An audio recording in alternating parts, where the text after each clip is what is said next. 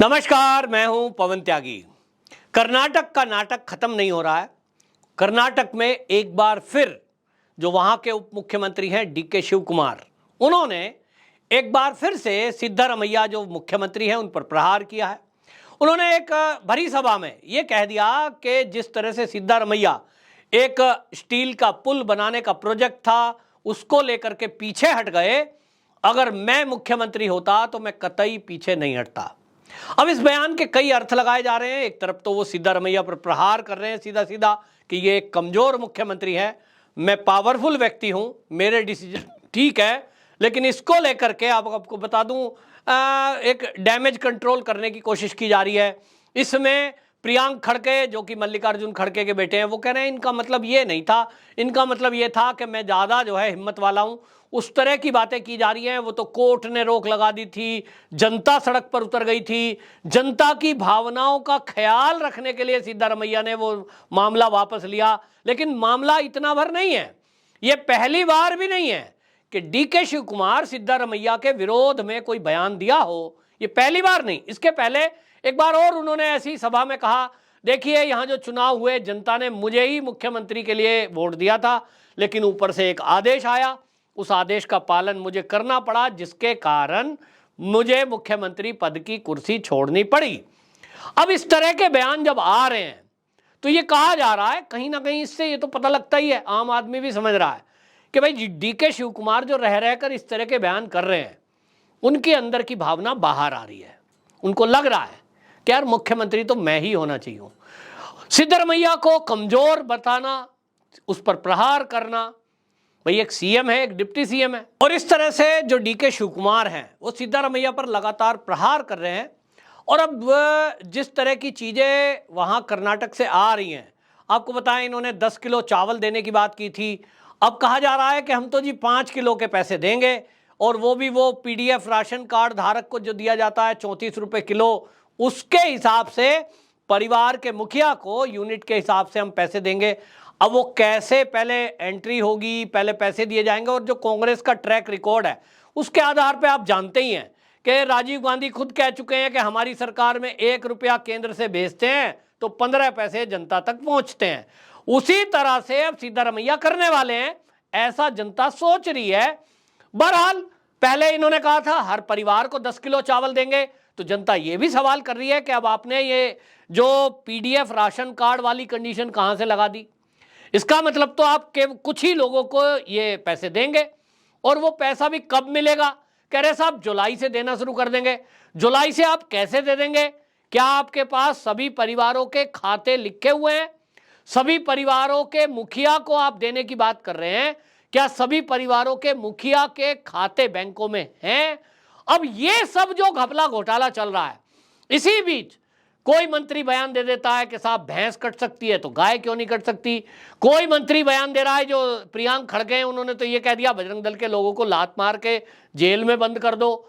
यानी मुख्यमंत्री deputy CM जो है वो कोई और है, और प्रियांक खड़गे जो कि एक मंत्री हैं, बयानबाजी वो करते हैं। तो कहीं ना कहीं डीके शिव कुमार को दिख रहा होगा कि वो डिप्टी सीएम तो बन गए हैं, लेकिन अगर चलने की बात करें, चलाने की बात करें, तो उनको केवल पोस्ट दे दी है। चलने चलाने का काम तो मुख्यमंत्री कर रहे हैं या तो प्रियांक खड़गे कर रहे हैं। प्रियांक खड़गे पूरे गृह मंत्रालय को अपने हिसाब से चलाना चाहते हैं। इसी तरह आए दिन वो पुलिस को बयान देते हैं। तो इस बात को लेकर भी कहा जा रहा है कि शिव कुमार नाराज हैं।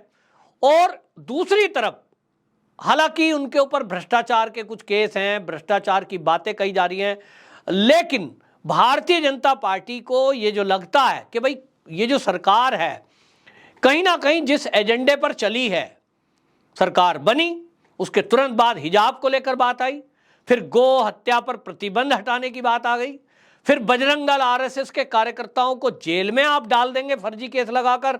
यह साफ साफ दिखाई दे रहा है प्रियांक खड़गे के बयान से।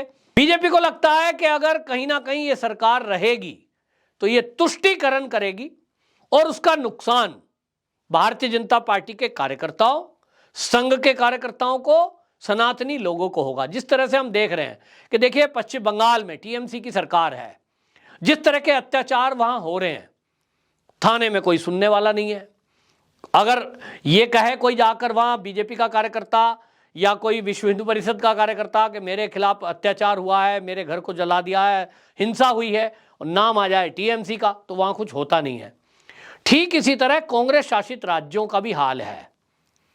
जब उनके मंत्री और वहां के मुख्यमंत्री तक इस तरह की बातें करेंगे कि वो तुष्टीकरण के कारण ये बयान दे दें कि शो लोड कर जो आते हैं उनके खिलाफ सख्त एक्शन ले, पुलिस लात मार के जेल में डाल दे, तो पुलिस को तो इशारा कर दिया आपने कि आपको करना क्या है, खुलकर लूटो। लेकिन न्याय की बात पर ये एक तरफा हो जाते हैं और एक के बाद एक फैसले जो कांग्रेस की सरकार कर्नाटक में ले रही है वो उसी तरफ जाता दिखाई दे रहा है जैसे ममता बनर्जी पश्चिम बंगाल में कर रही है। तो भारतीय जनता पार्टी के सामने दो रास्ते हैं। एक तो यह है कि चुपचाप विपक्षी पार्टी बनकर जो हो रहा है होने दें और दूर बैठ के दूरदर्शन की तरह देखें।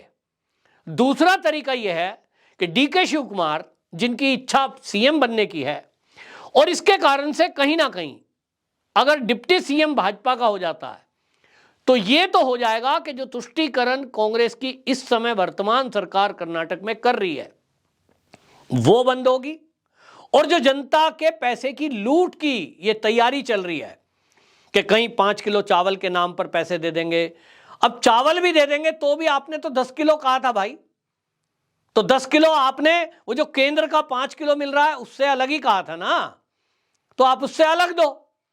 अब लेकिन आप 5 किलो पे आ गए हैं। तो कुल मिलाकर के ये भारतीय जनता पार्टी देख रही है डीके शिव कुमार अगर इसमें पहल करते हैं तो भारतीय जनता पार्टी, जो सूत्रों के हवाले से खबर आ रही है कि बाहर से सपोर्ट कर सकते हैं या तो उसमें शामिल हो जाएं और डिप्टी सीएम पोस्ट लेकर के कम से कम इस कर्नाटक में जो वर्तमान सरकार चल रही है, जो अभी दिख रहा है तुष्टीकरण और घोटाला, वादा खिलाफी, इनको तो उखाड़ फेंकने का काम भारतीय जनता पार्टी कर सकती है डीके शिव कुमार के जरिए। तो यह प्रयोग महाराष्ट्र में क्योंकि हो ही चुका है, महाराष्ट्र में जिस तरह से एकनाथ शिंदे को मुख्यमंत्री बनाया हुआ है, कम सीटें हैं उसके बावजूद भी भाजपा ने उनको समर्थन दिया क्योंकि वहां महा विकास अघाड़ी, आपने देखा किस तरह के काम चल रहे थे, पुलिस के जरिए ही उगाही चल रही थी, ड्रग के कारोबारी पनप रहे थे, गुंडा और भ्रष्टाचार इस तरह से वहां खुलेआम कर घूम रहे थे। आपने देखा कि मतलब सरकारी जमीन, जनता की गाड़ी कमाई, उसकी लूट हो रही थी और नेता उसमें शामिल थे। तो जब सरकार में बैठे हुए लोग भ्रष्टाचार करेंगे, और सबसे बड़ी बात महाराष्ट्र में हमने देखा पालघर के साधुओं की हत्या और उस पर कोई कार्रवाई नहीं हुई, ठीक यही कर्नाटक में अब आपको देखने को मिलेगा। वहां मुझे किसी ने वीडियो भेजी कि आप देखिए गो हत्या पर अभी भी प्रतिबंध है, लेकिन वहां गोवंश, वो वीडियो भेजी कि गोवंश सड़क के किनारे हैं, बकरीद के जस्ट पहले लंबी लाइन लगी हुई है खुलेआम सड़क के किनारे।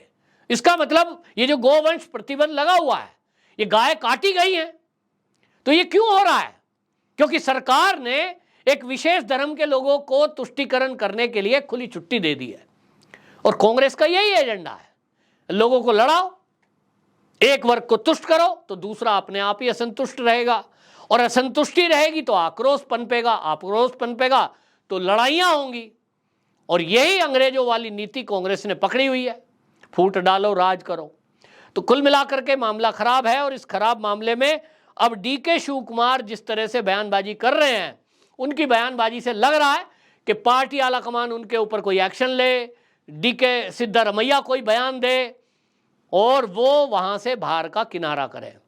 तो जिस तरह से राजनीति वहां चल रही है, वादा खिलाफी को लेकर बातें हो रही हैं, जनता अपने को ठगा महसूस कर रही है, 3 व्हीलर वाले सड़कों पर हैं कि साहब आपने महिलाओं को बस यात्रा फ्री कर दी, हमारा तो 3 व्हीलर का कारोबार बंद हो गया। ये कुल मिलाकर वोट लेने के लिए कांग्रेस का करा हुआ ये करारनामा था, जिसके परिणाम बल्कि दुष्परिणाम अब सामने आ गए हैं। तो लग रहा है कि यहाँ ज़्यादा दिन ये सरकार चलेगी नहीं, और अगले आने वाले कुछ दिनों में डीके शिव कुमार इसको लेकर कोई निर्णय कर सकते हैं कि वो मुख्यमंत्री भारतीय जनता पार्टी के साथ मिलकर के बन जाएं। वंदे मातरम।